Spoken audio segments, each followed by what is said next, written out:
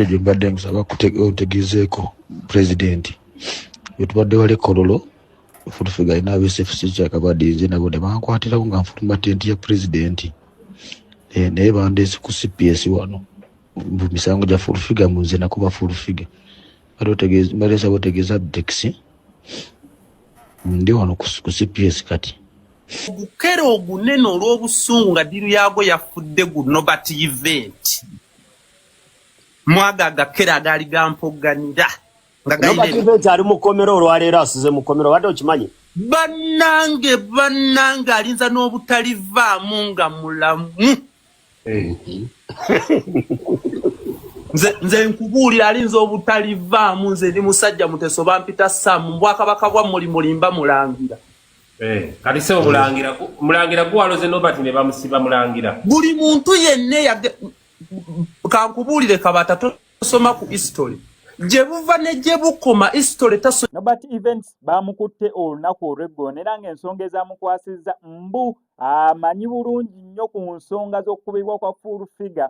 Ffenna akatambi twakalaba tetwalabamu Nobati events naye mwana wattu tosanyukanga ennyo ng'omuntu afunye ekizibu oba toyogeranga n'otokomoka omugambo. Nobati events abadde nga ajja ayogera bingi anti oyo yali tasirika anti oyo asaanidde okubeera ng'akubwa anti okukakana sigwe bakutte kyokka baakuba n'akatambi teyaliimu naye okusinza munange ku mateeka basobola okukwata oyambeko ku poliisi okunoonyereza kati osange bamututte ayambe okukakana ng'omusajja bamuyodde kusanyukirira nnyo kozesa bubi social media buli platform gy'abaddeko munnange nga yeewaana oyo bamutumalira oyo yali asuse oyo bannange yali ayogera munnange wadde yali ayogera nnyo sirikangako ffe tulipotinga stories tetugattamu kyaffe ffe tufiira ddala emiwunyo naye ffe tulipotinga bulipoting soka owulire ensonga zonna ne mu interview gyakolako ku Sanyuka TV owulire omugambo gwe yatokomoka naye nga kibi nnyo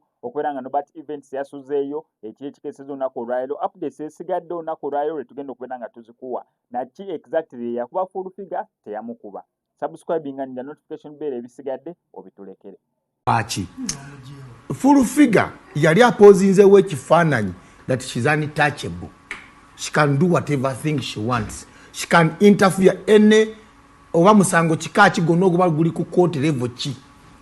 You get my point? Byonna ibaddenga omubiraba nagenda mu musango gwaja tene haji natukane mu court even inflicting pain ku mukyala najja mu musango simanya gwa kamalimali natukano ogamba nti omwana wa haji agenda kumukuba omwana wa kamalimali ku koti full figure emachi ndiawo era kati nze omukuba mutadde ku ttaka full figure namutandikira ku bana ba TikTok nga ye yuwavuma abana ba TikTok ne bamuddiza nga abasiba natandikira ku mwala gwe bali bayita Donasia nagamba kono ekimala era tebamusiba full figure mu abatulaba abatamanyi kyampalanira bakyatanjagalira namuwandikako ebbaluwa paka mu president's office paka mu office ya first lady chenjagala okwebaza mama first lady yali yakitinga obadde okimanyi nti full figure inako omuvubuka gwe yasibisa nga bamusalidde n'emyaka 10 oyo muvubuka gwe bayitanga Simpoke okimanyi nti yali akasolo eruzira emyaka 2 naye oda yava mu office ya first lady ne bamuta kati full figure byonna bimanyi kwe byava ye wabanga ali muguno omuzannyo oguli ordinary ne bana abaana ate yabayinflictinga ko pain n'abasiba mane zarusigale nnyo ku guno nzijja ku kya Nammere kakati Nammere full figure ali yamutusako nnyo obulumi psychologically physically and kakati eggulo limu yali avumye Nammere n'avuma n'omwami we n'agamba nga Nammere bwali mulya buto onfuna bulungi n'atakomoko n'atuka n'okulumba mwami Sempi jaba mulangaki a veteran Ugandan official, in fact diplomat, a former minister, era abadeko nga minister wa defense kabajeno bonna bali wansi we no munyingiza mu bitamukwatako onfuna kakati Nammere ekyakolebwa yamanya either jera kikyamu ne yali ayagala wabeukano kabagamba nti ekyakolebwa yamanya kikyamu uliriza abantu wako walwembera je bagamba era bana Uganda bonna mpuliriza olwaleero Nammere byakola biresa positive results zitya full figure wenjogerera agobeddwa ku TV kwabadde akusanga platform y'okuvuma abantu okulaga nti w'amaanyi nnyo nabayomba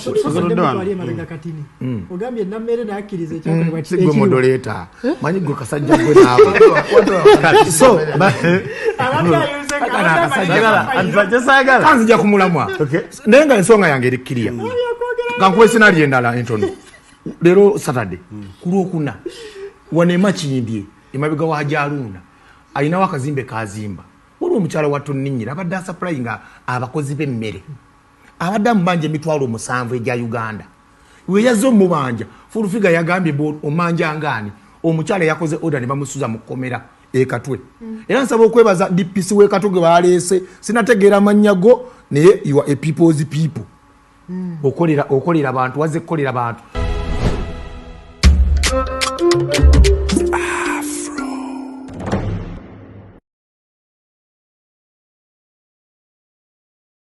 agakagwawo Nobert bamukutte mukwano gwaffe Nobert Twizire gwe mumanyi nga Nobert Events akwatiddwa n'atwalibwa mu kifo ekitannategeerekeka ku misango gy'okukuba Furufiga.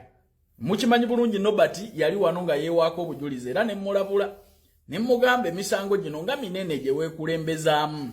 Mujjukira amabegako wali nti poliisi yali egezaako okukwata bba wa Nammere ne wabawo abavubuka abamutaasa era abo bali luzira balinda kusalirwa kutaataaganya poliisi okukola emirimu gyayo.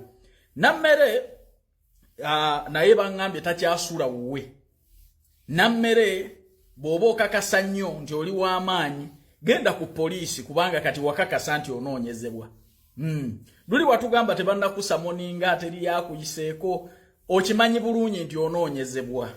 Era ne bbaawo yasimattusa okukwatibwa. Lwaki temwetwala ku poliisi bwe muba muli b'amaanyi nnyo? Bannange tuvumirire ebikolwa eby'okutwalira amateeka mu ngalo. Toyinza kuŋŋa nti oli looya mulambo oba wasomako naye ng'okyasobola okuwagira oba okkuba muntu munno olw'obutakkiriziganya naye. Oli bw'aba akusobezza genda mu mbuga z'amateeka. Bannange eggwanga Uganda lirina amateeka. Kiswaza nnyo omuntu eyasoma yayitako mu ssomero okuganginga okwetaba mu bikoosi okukosa omulala. Kya busiru nnyo kya buwomba tuutu. Nabagamba Furufiga agenda bateeka we mujja kubanza amaanyi ge nga manyi mu mateeka. Mwenna kye mutamanyi Furufiga mukugu nnyo mu mateeka asaana na kubeera mulamuzi. Kuba olaba agolola ne bakanso mulambo otwalira amateeka mu ngalo bwe weewaako obujulizi bw'ate poliisi natumyeyo balooya bange ku misango gya kurimino tebatuma balooya olina okwesitukira. So ago ge gaakagwawo agavaako mu nkambi eyo omuntu mumusuuza mulimu naye naye ajja kubamalira mu kkomera. Abaagala okugenda ebweru kwata peni n'olupapula obudde nina butono. Twetaaga abawala n'abalenzi eggwanga lya kata omulimu gwabwe kirina salale $1,300,000 bakuliisa bakunywesa ate era nga bakujjanjaba bw'oba olwalidde ebweru. Mukolesa wa 8 ennaku 6 buli wiiki noonyaako akasente kewange oteekamu nga vize kuli mu ngalo ku nooti 767621 oba nooti 74565418 oba nooti 74 nooti 672684 ogenda kuba onfuna butereevu.